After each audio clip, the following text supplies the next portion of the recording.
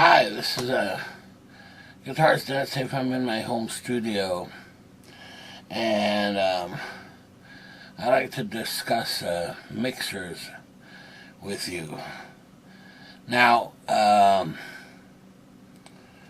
used to have an analog mixer, and it was a Mackie 1604 vlz-3 4-bus mixer, so that you could take several channels, mix them to one bus, and have control over those channels with one slider, and so on and so on. Now, eventually, I got audio interfaces, kind of like this one, for example, right here. You know, it's a small box, and you can, plug your speakers right into there, right? So go from, record right into your computer and back out through the box to the monitors. And at the time, I thought, well, hey, what a great idea. I don't need this mixer anymore, I thought, And I have to admit, it was a 4-bus mixer, and I never used those 4 buses ever. So I thought it'd be a great idea to sell it, which I did. And, well, that decision came back to bite me pretty well, because what I realized is that, turns out I use that mixer a lot more than I thought I did. One, for some of the digital recorders I use the preamps for the microphones of the mixer into the recorder. And also, with the mixer, you have several outputs. In other words, I could have the sound from, I use 2 computers mostly, and I need the sound out of both of them to run into the monitors. All of a sudden, I couldn't do that anymore. The other thing is, and this is probably the most annoying thing, I discovered that some of these audio interfaces are terrible as far as playback goes. For monitors, it's terrible. You have to run through the software to control the volume, and sometimes it wouldn't have anything to control the volume with. So needless to say, this was a big error of judgment on my part, and I immediately regretted selling it. I suppose I didn't, because it was a big mixer, a lot more than I was using, really. But I would use it for all kinds of things. Sometimes I would have outputs here from some of the loopers, and, more than I had input channels. So I could run it through a mixer and then run the output into the audio interface. So, for those who have home studios are thinking of getting rid of their mixer, you better think twice and really see if it's not needed. The other thing is, it just comes in darn handy. I remember when I was making album reviews, track by track, that was another thing. With the mixer, it was so simple, to change the volume and things. When I wanted to talk, I could lower the volume and things, rather than trying to do it by software, which is much more cumbersome. So, now that I was mixerless, I went looking for all kinds of different mixers, and I was really happy with the mixer that I had. The sound quality was fantastic. I mean, I could use it on a digital recording, and it really doesn't add noise that you could hear. I suppose if you crank the mic preamp all the way up, you might hear some noise. But remember, I wasn't using condenser microphones. I was using SM57 dynamic mics, so I didn't need the most pristine preamps. I had decent preamps. So I went shopping, and I saw that Mackie, for example, had come out with a vlz-3, which was pretty nice. And one thing, in my guitar setup, especially my rack setup, I use an old Mackie mixer, and it's a 1402 VLZ. In other words, the original, not the vlz-3, but the original. And it's just been a workhorse. I've had it for probably 15 years or something like that. And I've just never had any trouble with it. And I once tried out a Behringer mixer, and in exchange for that 1402, and I plugged it in and then listened to the sound, and it was just not as good as the Mackie sound. And perhaps that's just my guitar setup. Don't get me wrong, I'm not knocking Behringer. I'm just saying, for my guitar setup, the Mackie sounded better, much better. So I would assume if you're using it for recording, it would probably be the same experience. Now, the problem is the vlz-3 was quite an investment, and at that time they had come out with a Zoom L12, which was a mixer, digital mixer, and the nice thing about it is it would also, it was also working as an audio interface, giving you each channel, as a separate track in your DAW, like Pro Tools or Sonar or what have you. And those were even more, in the tune of $400 to $600 range. And for me, it was real simplicity, is what worked for me. And I really thought, man, I could get by with just the 1402 mixer. And I saw some of the new ones, and they were a little more expensive, but I hadn't heard all that great things about it, really. That some were having problems with them, with build quality and so on. And perhaps they had more features, but for me, their features I really wouldn't use all that much. For example, built-in effects and that kind of thing,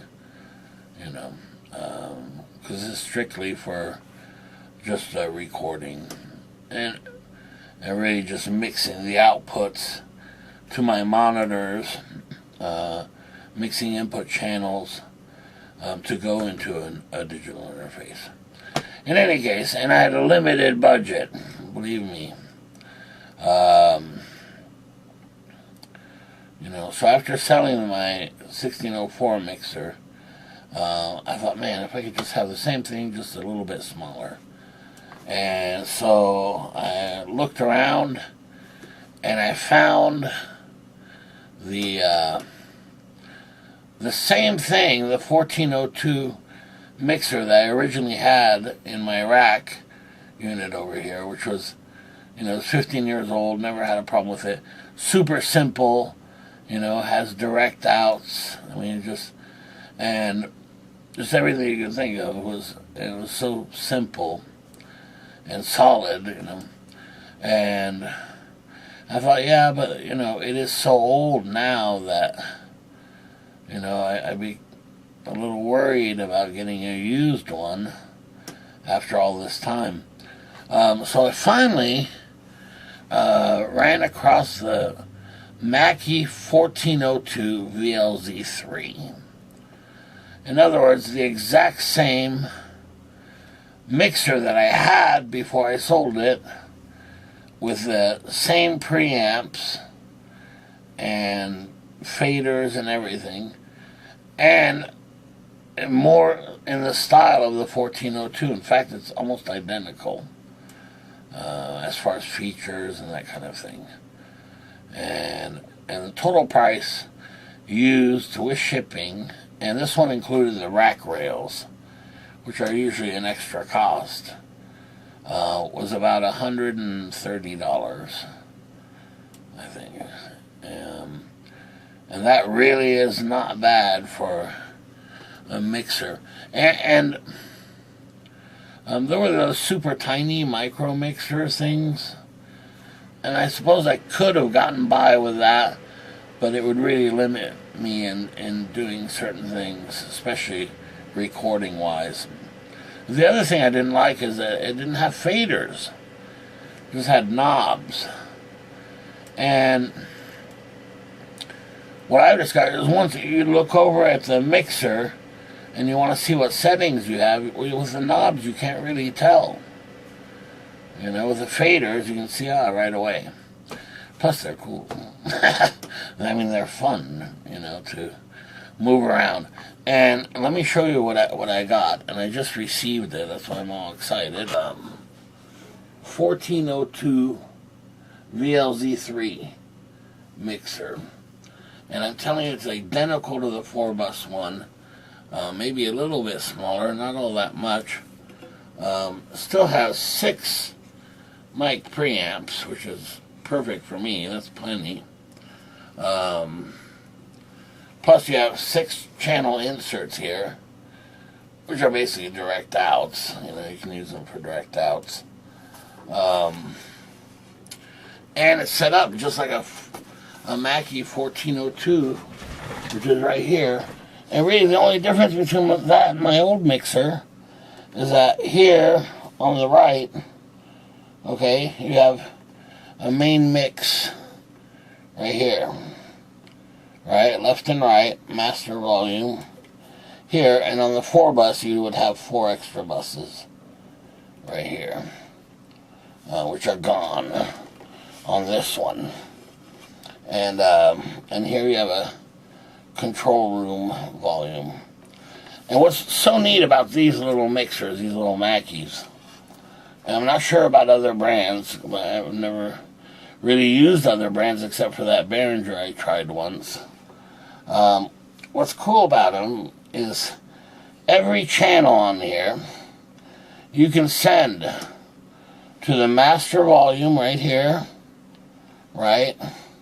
Or when you mute it, you can have it go to something called AB, I think it's called.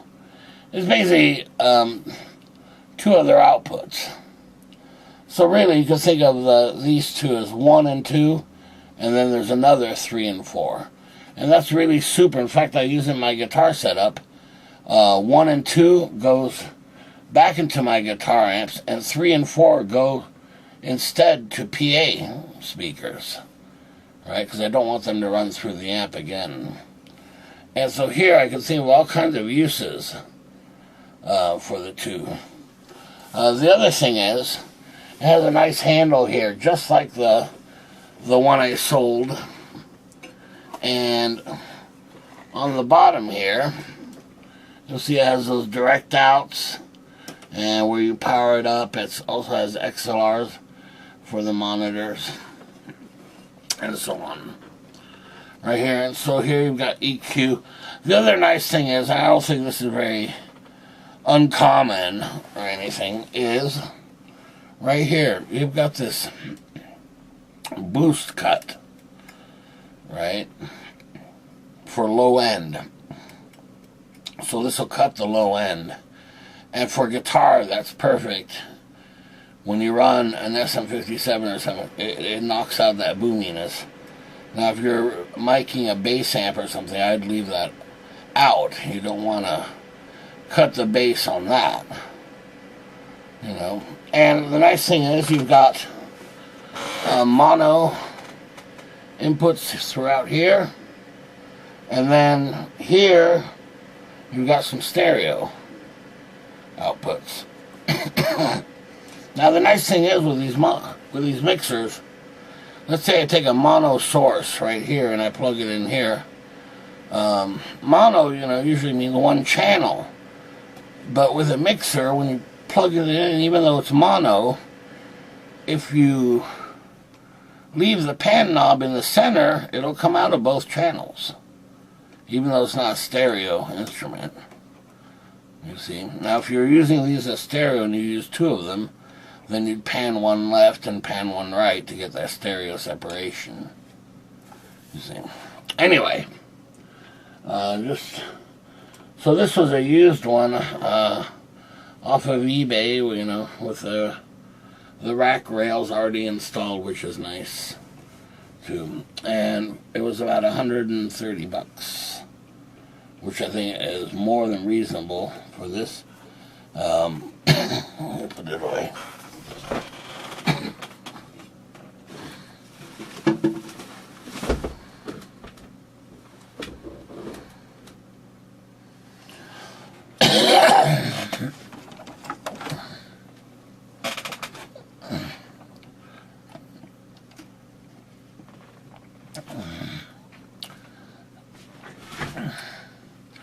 So anyway, it's a really useful tool in the studio, and I did not realize how much I relied on it and what it was a mistake to sell it and then not have any mixer at all except for those audio interfaces. And don't get me wrong, the audio interface does its job well as far as mixing the channels and things, but I think it does a lousy job as far as playback and, where you can affect the volume and things. I was shocked to discover, my God, you can't change the volume, so it's maxing out those powered monitors, and things. And I can finally stop using these for one of the computer audio outputs, right? And now I can, with the mixer, I can choose, whether I want computer A or computer B to go to the Mackie monitors. I recall that I saw when I was shopping, there was the Mackie big knob and those kinds of things, and basically it's just a monitor section. And to me, it's like, it's the equivalent of a mixer, but taking some of the mix options out.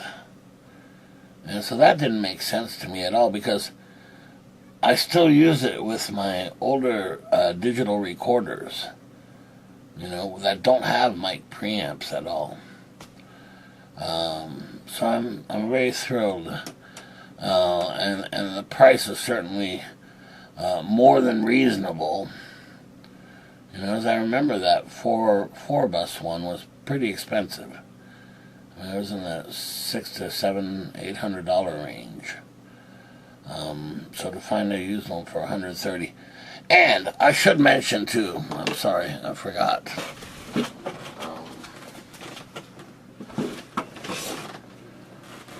One big advantage of the vlz-3 mixers, man, the faders, right? And you can just feel them, they're very smooth. They eventually get worn out. And on the 1402, the original one I have over here, which is like 15 years old, looks identical to this, really. Has the same options, the two LED bar graphs here. The problem is the faders didn't feel smooth at all. They were lousy. And I have to say that when I did try the Behringer mixer, the faders were very smooth as well. And I just prefer faders to knobs, very much so. It's more precise for me anyway. And that was the problem, was that those little mini mixers are cool, and they work for certain situations. But for me, I know that it would be very limited because I would use quite a few channels here when I would record into my older mixer, you know. And I'd use those insert channels, which are, you know, direct outs and things. The other thing is I've got some old rack effects. If I really wanted to, I could, you know, use the send and returns here, right? And then I can use those effects on different channels for different things. And I discovered that this does come in handy if you're using multiple drum machines, for example, or even, let's say, a drum machine and drums from a computer, and you want the effects, you know, to affect both. It's a really nice way of doing that. So, I'm really thrilled to receive that monitor, and it's nice as well, yeah, because you've got, you know, you got the control room and the alt output, which is the 3-4 I was talking about. You see, so you have two outputs really, two stereo outputs. Very pleased with that. And yeah, see, I would have purchased a new one, but they're pretty expensive, you know. And that's perfectly fine with the one I had. So really, for me, I got kind of the best of both worlds. I got the simplicity of the old 1402, you know, 15-year-old mixer, but a little bit newer with a little bit better mic preamps and so on. Now, I have to tell you one other thing about mixers. When I was younger, and it's right before I got my digital mixer, I had a friend and I went over to his house and I was stunned. He had gotten a 32 channel 8-bus Mackie mixer, and I was just blown away. Just the size of it is impressive, without a doubt. Now, in reality, you know, if you're doing home recording, you probably don't need 32 channels, but it looks cool, I gotta admit. I went another way, and I went with a smaller digital 8-track, and it worked great for me. But when I had a chance, you know, when digital came in, you know, all those big mixers were out of reach, and I would buy these old gigantic mixers, you know, with separate rack mount power supplies and so on. And I mean, they worked correctly, and I made a few albums with them. Then all of a sudden, channels would start crackling, and pots would, you know, start being crackly as well. And it was something to do with the ribbon cables got stale and old on there and had to be replaced. So I went through a few different ones. I even bought one that was from a radio station. It uses connectors. They're professional connectors for radio stations. And in fact, I sold it to a radio station, and I had purchased that at one time. I don't think I ever actually used it for myself, but I liked it because it was, you know, it looked impressive. It was big. But I would say if you're buying a mixer, you know, and you're buying a really old one, be prepared that the, you know, eventually the faders and things, you know, if you move a knob, that's going to be crackly. in the audio and things, and you want to avoid that, obviously. So that's why I got the vlz-3. It wasn't the newest, but it was the generation before, but not the oldest either. You know, and I think that's going to work fine for me. I do like the Zoom L12 digital mixer with the built-in audio interface. I think is a great idea, you know, and it'll also record on a little SD card, you know, but it's also pretty expensive, you know, and I just didn't want to spend, you know, a ton of money here. I think $130 is great and perfect for me. Hopefully it will last, you know, and I can stop wearing those darn headphones. And I never liked these anyway, because the cable's so short, you know, if you pull up on it too much, it pulls out, it disconnects. It drove me crazy. And now I can use the audio interfaces and not worry about also using it for playback, you know, which drove me nuts. And the way I plan to do it is, right now my monitors are plugged into the audio interface. But instead I'm going to take the output of the audio interface into the mixer on 2 channels, right? And then take the speakers and plug them into the mixer.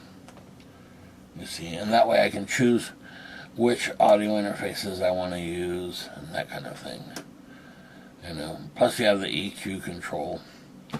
And I really don't use that very much unless I'm running it into a recorder. As far as for playback, but what I do sometimes, when I really want to hear the low end, is I'll just turn the knob on the Mackie on the low end, right, to accentuate the bass frequencies only, really. And that's what I'm listening to. Obviously, I take them back down, you know, see if it's too much bass, not enough bass, blah, blah, blah, that kind of thing. You know, when you're doing mastering, home mastering, you know, from albums and things. Okay, so that's about it. Yeah, so be leery of selling your mixer thinking you don't need it anymore. I discovered that was very untrue for me and not a wise decision, really. I didn't realize how simple it made things, you know.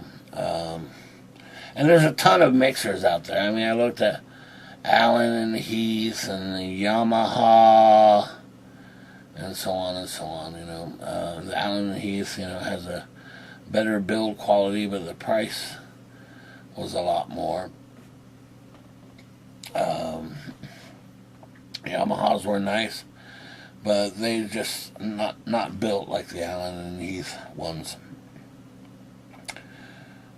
But, you know, honestly, at this price, you know, I'm afraid, I hate to say it, but it's kind of a disposable item.